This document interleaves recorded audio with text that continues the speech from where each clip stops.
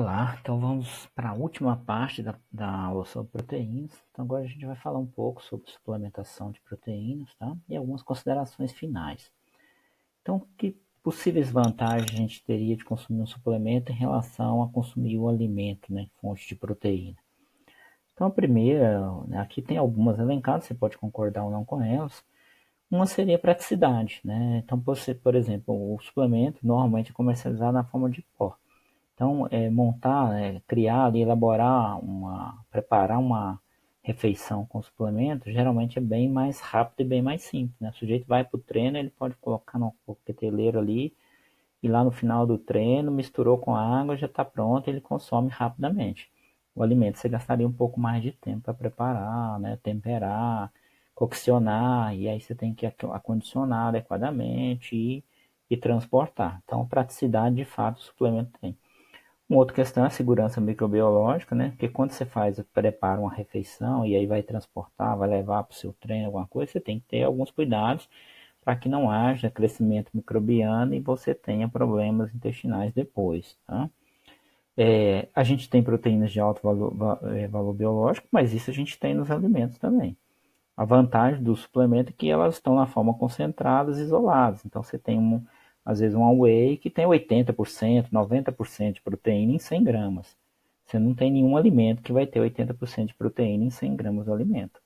Se você pegar as carnes, aí você vai ter as maiores aí, em torno de 35% de proteína por 100 gramas, tá? Então isso faz diminuir o volume de alimento que o sujeito tem que consumir se ele tiver que consumir muito alimento. E você tem proteínas com características especiais. Por exemplo, o whey, uma característica muito importante dela é que ela é de absorção muito rápida. É a proteína que é absorvida mais rápido. Você tomou um whey ali pós-treino, em meia hora você tem pico de aminoácido no seu sangue, tá? Por outro lado, a caseína é de absorção muito lenta, por isso que ela é muito indicada para a última refeição do dia para dar suporte ao período de jejum noturno, porque ela vai ser, os aminoácidos dela vão sendo liberados lentamente na corrente sanguínea. E normalmente baixo teor de gordura. Tá? Algumas nem tem gordura na composição.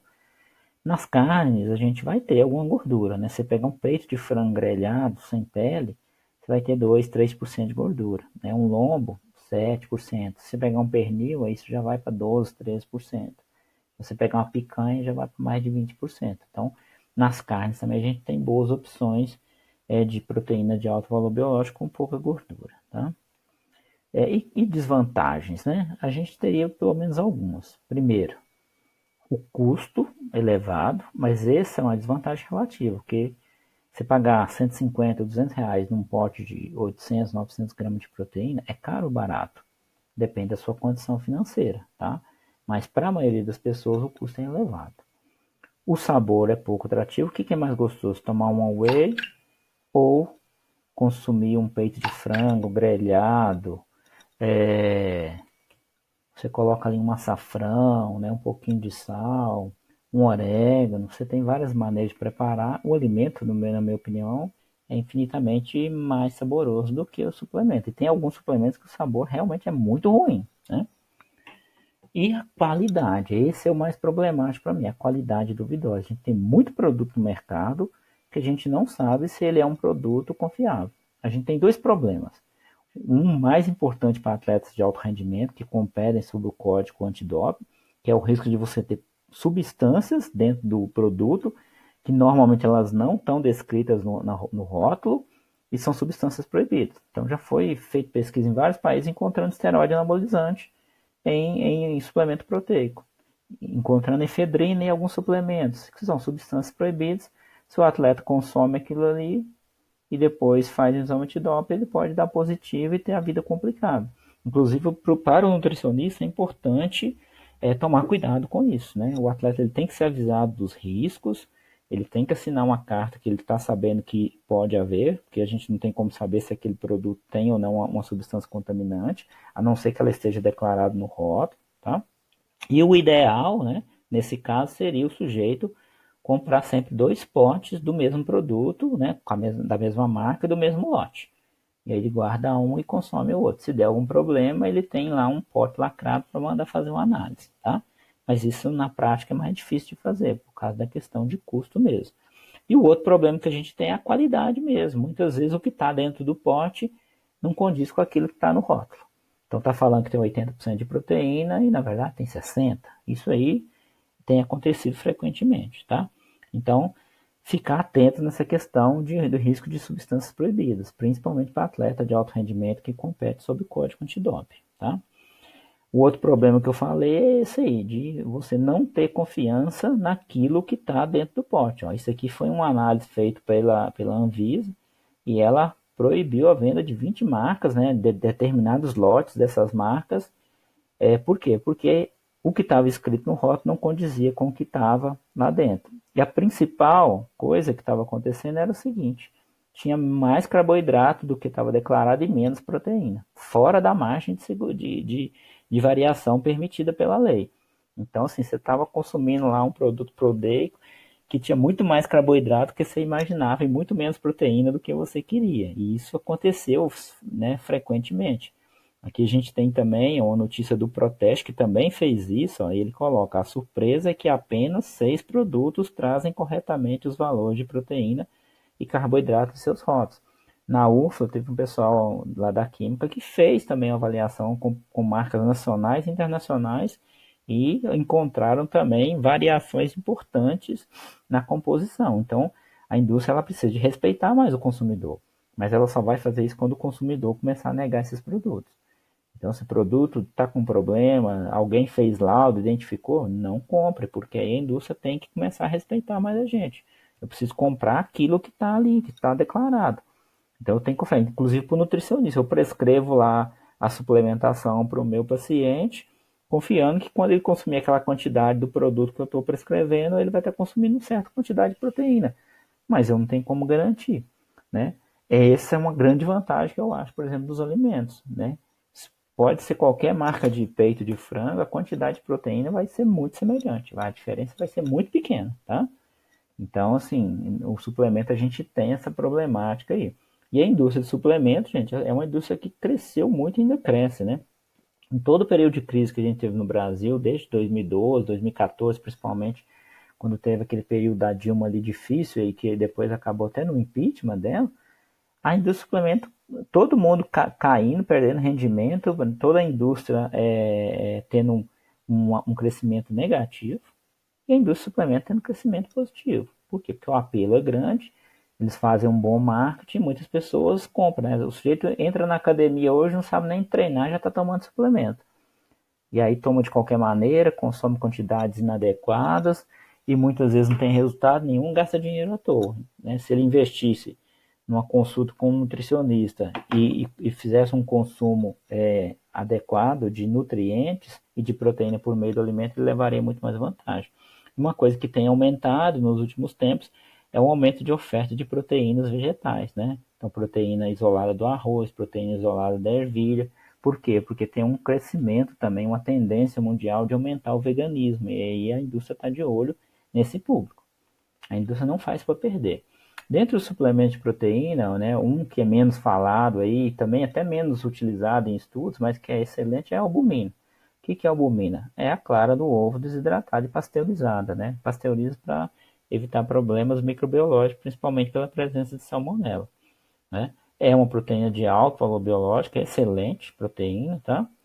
E no mercado a gente tem variações. Agora, tinha uma época que a variação era enorme. Tinha albumina com 40%, 35% de proteína e outros com 80%, 88%. Hoje não, hoje já está só com valores maiores, pelo menos acima de 50%. Tá?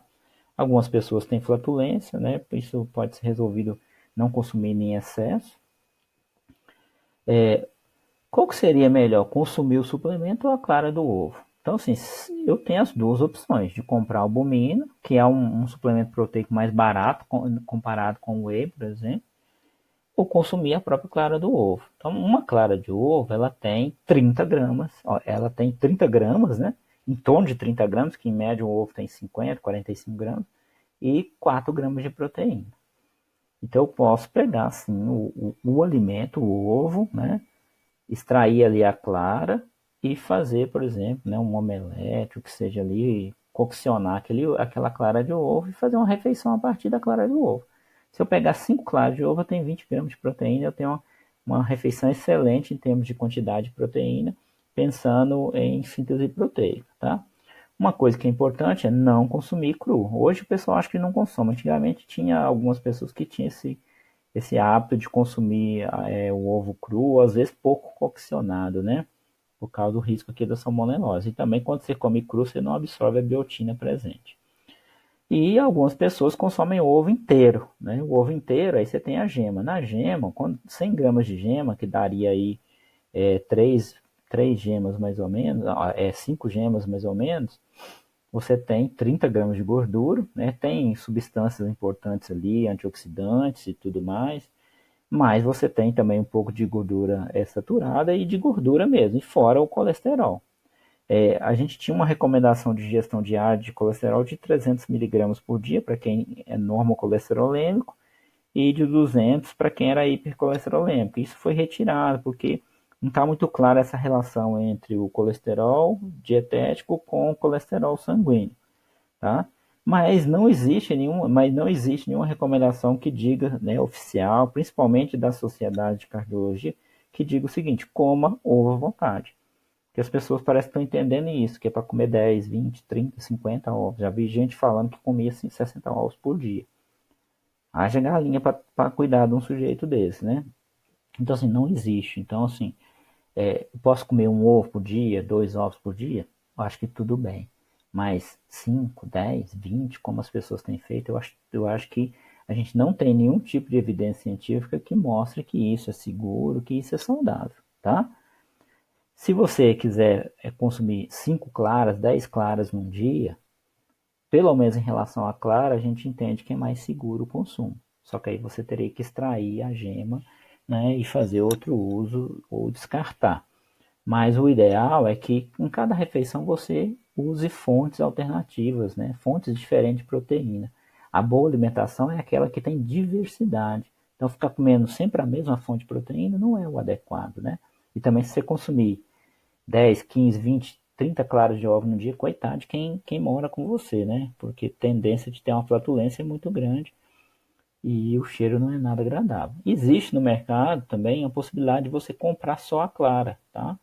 Do mesmo jeito que existe a possibilidade de comprar só a gema, que são, né, caixas como esse tipo aqui. Essa aqui é de 1 quilo, mas eu já vi de 250 gramas, que daria para fazer uma refeição. Se comprar uma dessa aqui de 1 quilo, cuidado que tem que ter, ó, que o próprio produtor, ele diz que tem que manter sob refrigeração. Depois que você abre, você tem que consumir 24 horas. Consumir 1 quilo disso em 24 horas pode ser muita coisa. Então, trabalhe com as caixinhas menores, tá? Então, essa é uma opção. E o outro suplemento proteico, esse sim o mais famoso, é o Whey Protein. Por que o Whey Protein está tão famosa, é considerada a proteína mais completa que a gente tem e é muito utilizado no esporte? Então ela tem características que realmente mostram o valor dela. Então, primeiro, que ela é a proteína retirada do soro do leite. Então, por exemplo, quando você faz o leite, né, o leite ocorre aquele processo de coagulação, onde fica retido ali a caseína, e você tem no soro diversas proteínas de alto valor biológico. Ela é tirada ali por processo de filtração, ela vai ser concentrada e pode ser também isolada. Ela possui alto valor biológico, dados da literatura apontam aí de 42 a 55% de aminoácidos essenciais nela, tá? É rica nos BCAAs, que é leucinas ou leucine-valina, ela tem aí de 14 a 20% desse, o principal aqui é a leucina a gente já viu que é relevante para a síntese proteica. É também rica em glutamina, né? Embora a glutamina, o apelo dela em relação, por exemplo, à recuperação muscular e à imunidade é um pouco frágil na literatura. Uma característica que é bem legal dela é essa de ser rapidamente absorvida. Eu vou mostrar um estudo daqui a pouco que mostra isso, tá? E aí, por isso que ela é uma proteína muito indicada para o pós-treino, para fazer uma reposição rápida de proteína. E também, se o sujeito achar que vale a pena consumir durante o treino, ela seria uma proteína interessante por ser rapidamente absorvida. Tem um teor bom de cálcio, né? Então é uma fonte de cálcio, e o teor de gordura geralmente é baixo. Tá? Ela é comercializada em pó, né? Normalmente você tem a whey concentrada, hidrolisada, isolada, aí o pessoal começa a inventar whey para mulher, whey para homem, né? Isso aí tudo é uma bobagem. O importante é o seguinte, que quando você pega concentrado e isolado, você tem uma diferença na concentração de proteína, tá?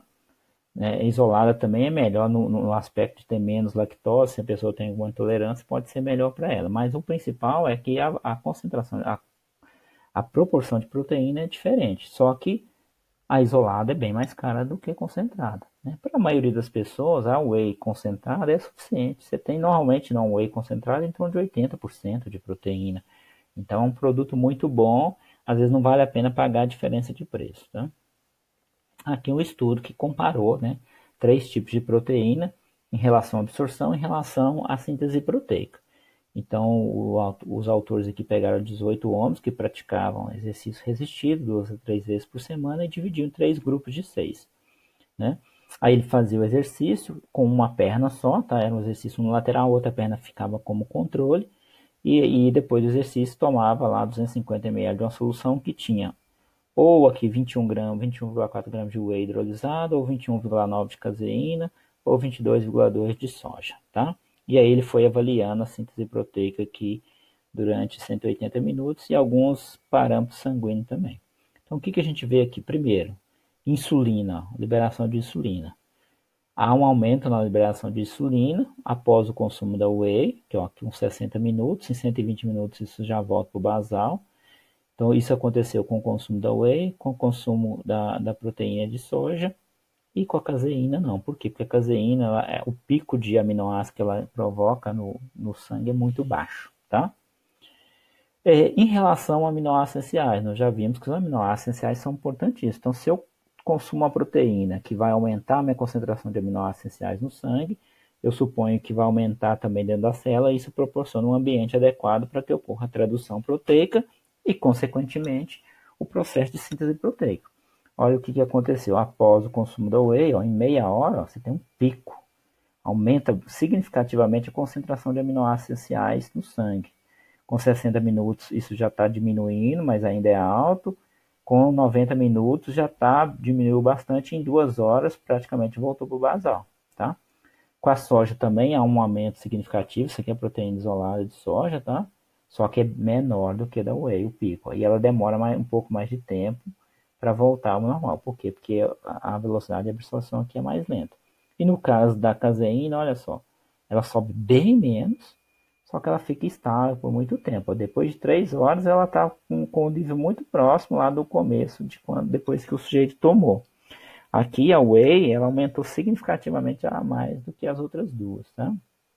E aqui embaixo a gente vê o aumento da concentração de leucina no sangue. E a gente vê de novo uma resposta parecida. Ó. Aqui agora a diferença entre o whey e as outras duas é até maior. Você vê que a curva da leucina provocada pela injeção de whey é bem superior às outras duas proteínas, tanto a de soja quanto a da caseína. Tá? Então mostrando que ela é uma proteína que ela vai te entregar aminoácido rápido e vai te entregar uma boa concentração de leucina rápido.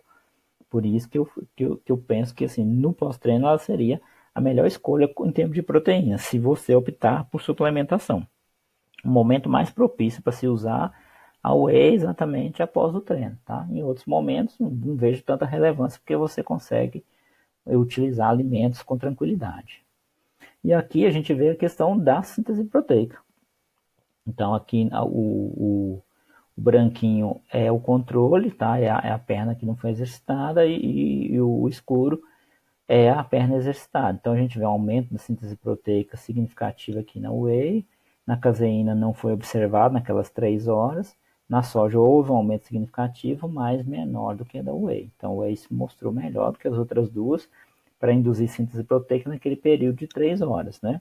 Se a gente observar aqui, ó, observa que o whey o sujeito tomou, em 3 horas, voltou para o nível basal.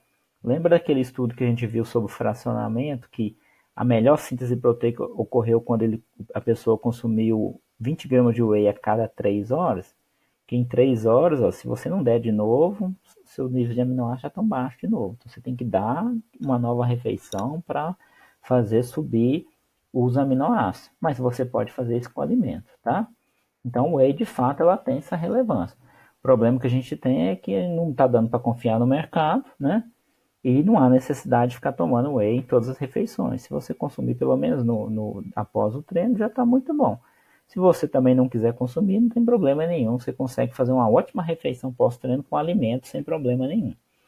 Aqui um outro estudo onde foi comparado, né, os efeitos na composição corporal aqui e desempenho físico, fazendo suplementação com whey e com a proteína do arroz. Então o pessoal tem desenvolvido essas proteínas vegetais de maneira isolada, que melhora a qualidade da proteína, né, do que quando ela está no alimento in natura, que você tem mais fatores antinutricionais que dificultam a digestibilidade. E aí eles querem sempre comparar com o whey, porque o whey é a proteína de referência. Então, se a proteína vegetal der um resultado parecido, isso faz ela ganhar notoriedade. Nesse estudo aqui, eles pegaram 24 pessoas saudáveis, no caso homens, né, jovens, faziam um treino resistido 3 vezes por semana, durante 8 semanas. E eles fizeram a suplementação de 48 gramas de whey protein isolado, tá? Um grupo recebeu isso e o outro grupo, de 12 pessoas, recebeu a mesma quantidade de proteína de arroz isolada, isso logo após o exercício. Então, todos os dias eles faziam o consumo desse suplemento. Aqui a gente tem uma tabela que mostra a concentração de aminoácido da whey e da proteína isolada, e aqui mostra uma concentração de aminoácido de uma proteína considerada completa.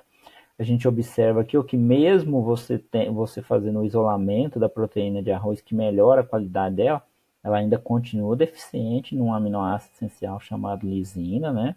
O ideal seria até que eles corrigissem isso, né? Já que você está isolando a proteína, adiciona a lisina para ela ficar completa.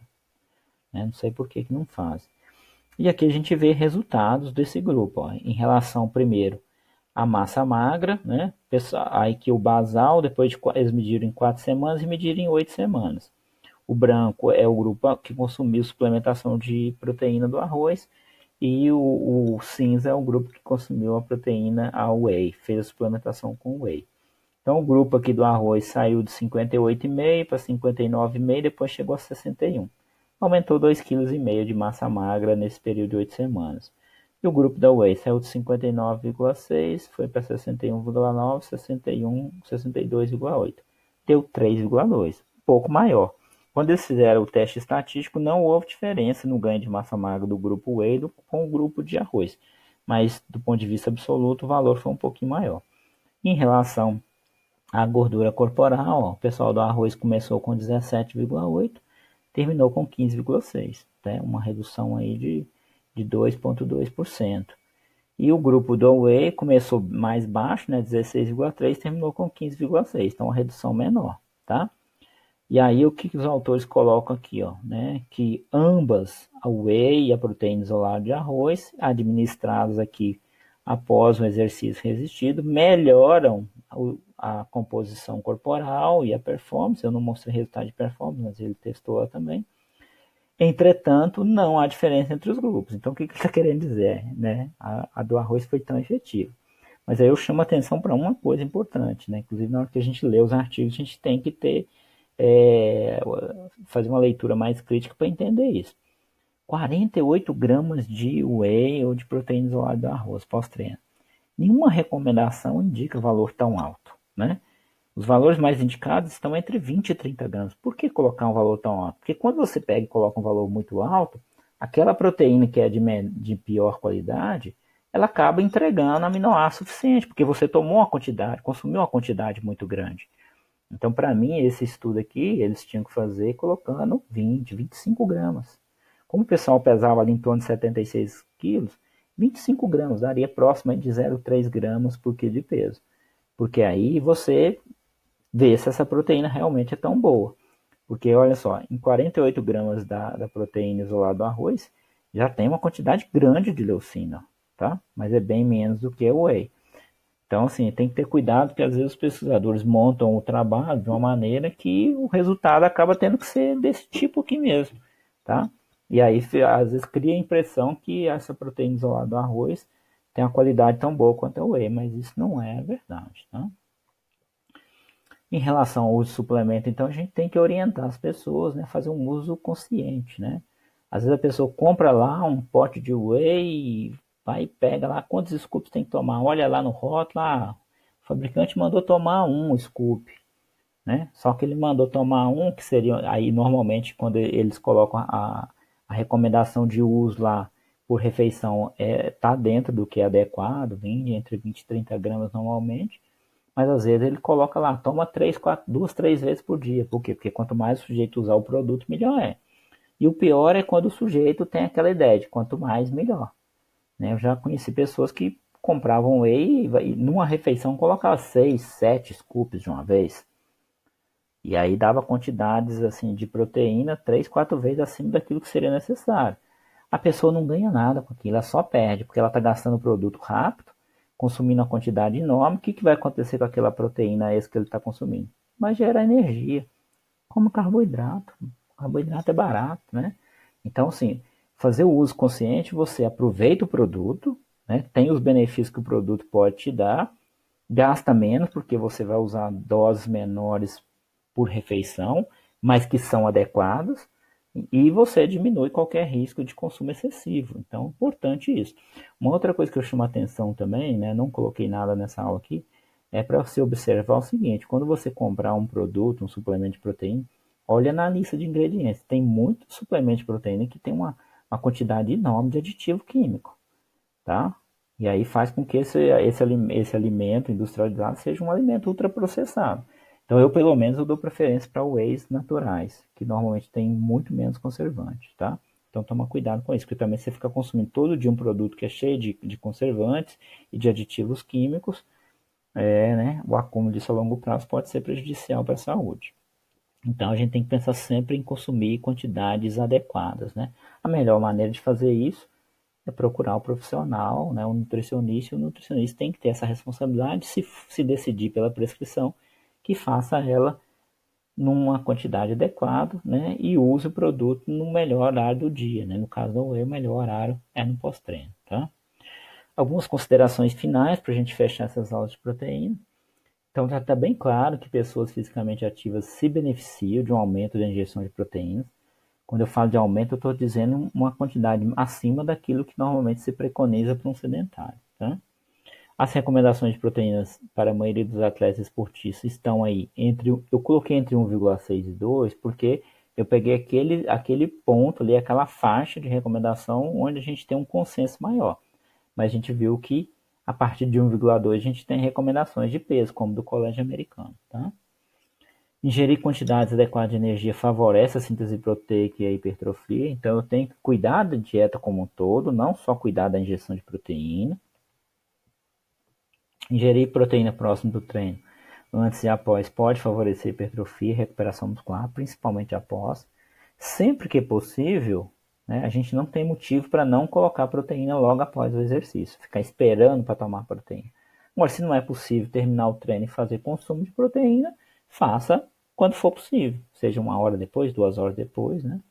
Aí é a realidade de cada um. A quantidade de proteína ingerida, né, que tem relação com o seu teor de aminoácidos essenciais, é importante para maximizar a síntese proteica.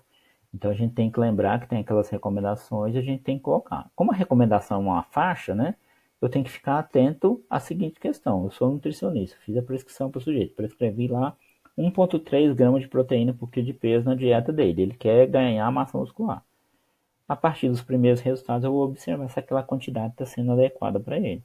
Se não está sendo suficiente para suportar, para dar suporte ao processo de hipertrofia, vou aumentar para 1,5, para 1,6. Eu tenho espaço para aumentar, né? Até 2 eu posso trabalhar com tranquilidade.